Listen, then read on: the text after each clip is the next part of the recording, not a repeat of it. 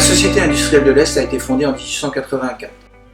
Les valeurs des pères fondateurs étaient le partage de la connaissance, le transfert du savoir, la valorisation du travail. Ces valeurs, nous les partageons encore aujourd'hui. Elles s'expriment notamment lors de la cérémonie officielle que nous organisons chaque année pour la remise des prix Bac Pro, les laboratoires de recherche qui sont également récompensés et les prix spéciaux. Demain, nous avons la volonté de continuer à défendre ces valeurs. Nous sommes très attachés à ce que le savoir soit partagé et qu'il fasse gagner du temps à toutes les entreprises, de manière à ce que les bons technologiques ne soient pas l'apanage de certains. Nous sommes également très attachés à la valeur du travail. Les médailles du travail qui récompensent les salariés méritants de nos entreprises doivent perdurer. Elles doivent être un instant qui permet à l'entreprise de manifester sa récompense vis-à-vis des salariés. J'ai découvert la Société industrielle de l'Est peut-être un peu trop sur le tard, mais en tout cas c'est avec aucun regret, car j'y ai découvert des valeurs qui pour moi me sont chères, que j'ai essayé de mettre tout le long de ma carrière professionnelle en œuvre dans l'entreprise, à savoir des valeurs d'innovation, des valeurs d'honnêteté, de persévérance, de conscience professionnelle et de transmission du savoir. La Société industrielle de l'Est doit jouer un rôle important à côté du monde de l'enseignement. Premièrement, pour faire découvrir ce qu'est réellement l'entreprise aux futurs collaborateurs, c'est-à-dire que l'entreprise n'est pas, comme on le montre trop souvent malheureusement, un lieu peu agréable, voire contraignant, alors qu'en fait, une entreprise, c'est un lieu où au contraire, les collaborateurs doivent s'épanouir, doivent prendre du plaisir à venir travailler le matin, à se révéler.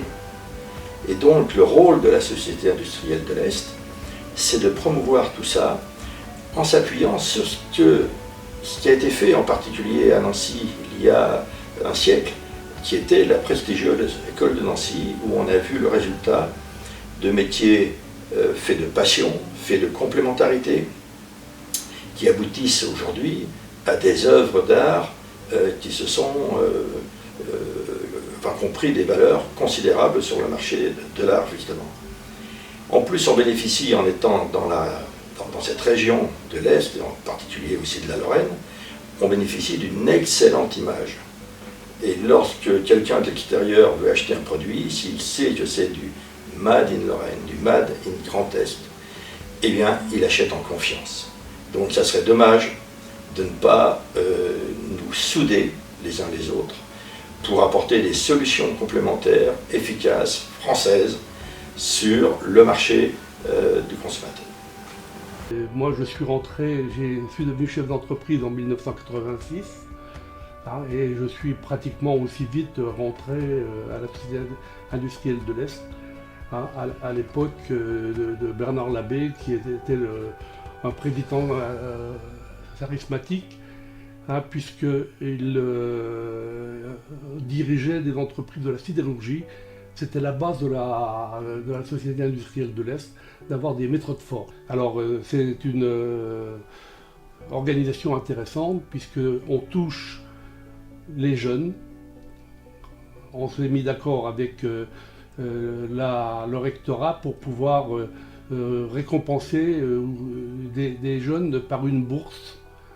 Alors un comité est fait pour les sélectionner. En général, c'est des jeunes qui ont passé un bac pro, et on récompense une dizaine de jeunes. À côté de ça, on récompense maintenant des tuteurs, parce que les élèves, il faut qu'ils aient quelqu'un pour les chapeauter dans leur société. Donc on fait du tutorat.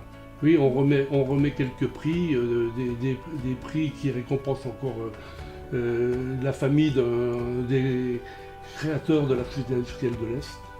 On récompense un prix sur l'exportation. On récompense aussi des laboratoires de l'université. Tous les ans, on remet des prix à des chercheurs.